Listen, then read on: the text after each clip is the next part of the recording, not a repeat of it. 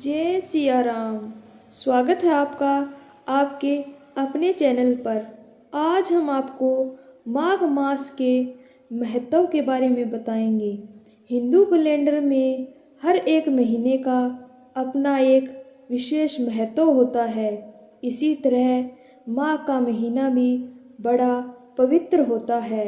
ऐसा कहा जाता है कि इस महीने के प्रारंभ होते ही सभी तरह के मांगलिक कार्य जैसे शाही स्नान, दान, उपवास और तप करने का बड़ा महत्व बताया गया है। इसके अलावा इस माह में नदियों के संगम पर कल्पवास भी किया जाता है। कल्पवास यानी वेदों को अध्ययन और ध्यान करना।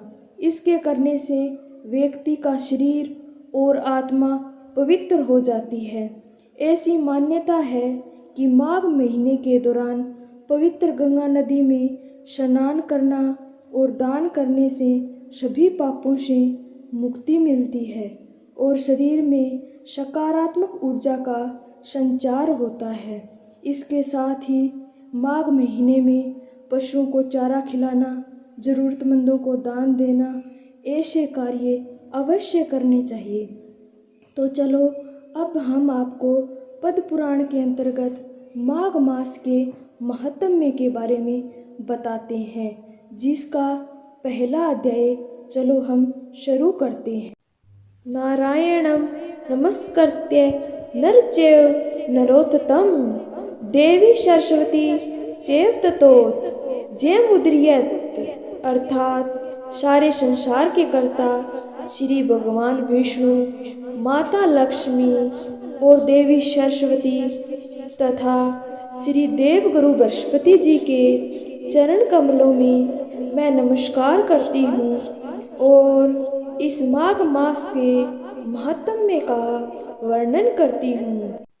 एक समय श्री सूत जी ने अपने गुरु श्री व्यास जी से कहा, आदरणीय गुरुदेव, कृपा करके आप मुझे माघ मास का महात्म्य कहिए, क्योंकि मैं आपका शिष्य हूँ।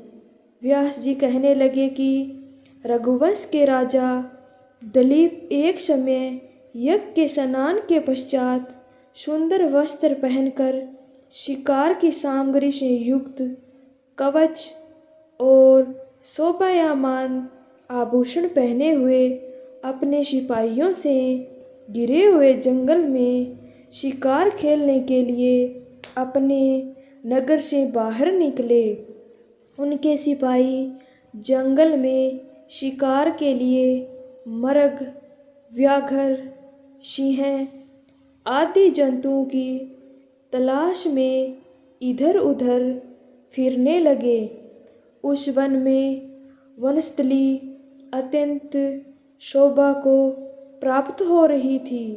वन में कहीं वृक्षों पर मोर नाच रहे थे, कहीं कहीं मृगों के झुंड फिर रहे थे, कहीं गीदड़ अपना भयंकर शब्द कर रहे थे, कहीं गेंडों का समूह हाथियों के समान फिर रहा था, कहीं वृक्षों के कोटरों में बैठे हुए उल्लू अपना भयानक शब्द कह रहे थे, कहीं सिंहों के पद चिन्हों के साथ घायल मृगों के रक्त से भूमि लाल हो रही थी, कहीं दूध से भरी थनों वाली सुंदर भैंसें भी फिर रही थी, कहीं पर गंधित पुष्प, हरी हरी लताएं वन की शोभा बढ़ा रही थी, कहीं बड़े बड़े पेड़ खड़े थे तो कहीं पर उन पेड़ों पर बड़े बड़े अजगर और उनकी केंचुलियाँ भी पड़ी हुई थी। उसी समय राजा के सिपाहियों के बाज की आवाज़ सुनकर एक मृग वन में से निकलकर भागने लगा और बड़ी बड़ी चौकड़ियाँ भरता हुआ आगे बढ़ा। राजा ने उसके पीछे अपना घोड़ा दौड़ाया परंतु मृग पूर्ण शक्ति से भागने लगा। मृग कांटेदार वृक्षों के एक जंगल में घुसा और राजा ने भी उनके पीछे वन में प्रवेश किया, परंतु दूर जाकर मृग राजा की दृष्टि से ओझल होकर कहीं निकल गया। राजा निर्जन वन में अपने सैनिकों सहित प्यास के मारे अति दुखी हो गया। दोपहर के समय अधिक मार्ग पर चलने से सैनिक थक गए और घोड़े रुक गए। कुछ थोड़ी देर बाद राजा ने बड़ा भारी सुंदर सरोवर देखा, जिसके किनारों पर घने वृक्ष थे। इसका जल सज्जनों के हृदय के समान पवित्र था। सरोवर का जल लहरों से बड़ा सुंदर लग रहा था।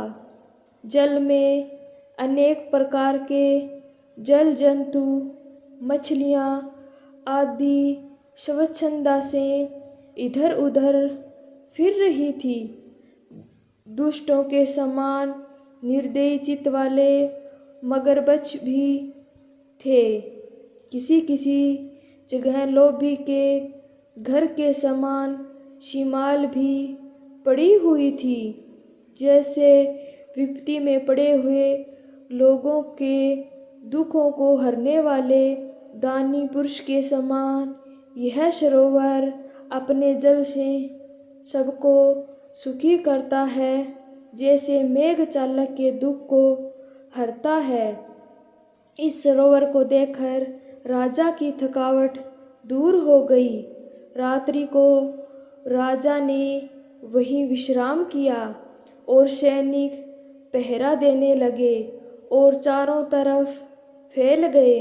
रात के अंतिम समय में शुकरों के एक झुंड ने आकर अंतिम समय में पानी पिया और कमल के झुंड के पास आया।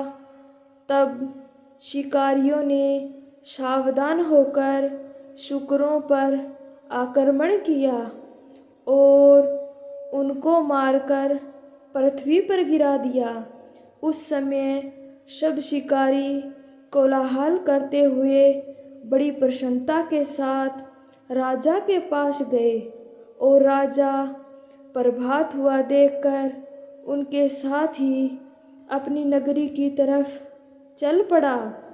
रास्ते में एक तपस्वी को देखा, जिसका शरीर तपस्या और नियम के कारण बिल्कुल सूख गया था, जो मृगछाला और वलक्कल के पहने हुए था।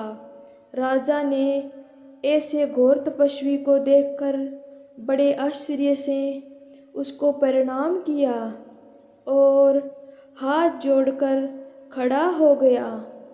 तब तपस्वी ने राजा को कहा कि हे राजन, इस पुण्य शुभ माह में इस सरोवर को छोड़कर तुम यहाँ से क्यों जाने की इच्छा करते हो? तब राजा कहने लगा कि महात्मन, मैं तो माघ मास में स्नान के फल को कुछ भी नहीं जानता। कृपा करके आप विस्तार पूर्वक मुझको बताइए। ये था माघ मास के महात्म्य का पहला अध्याय जो पूर्ण हुआ। आप चैनल को सब्सक्राइब कर लीजिए ताकि अगले आने वाले अध्याय का वीडियो आपको प्राप्त हो सके।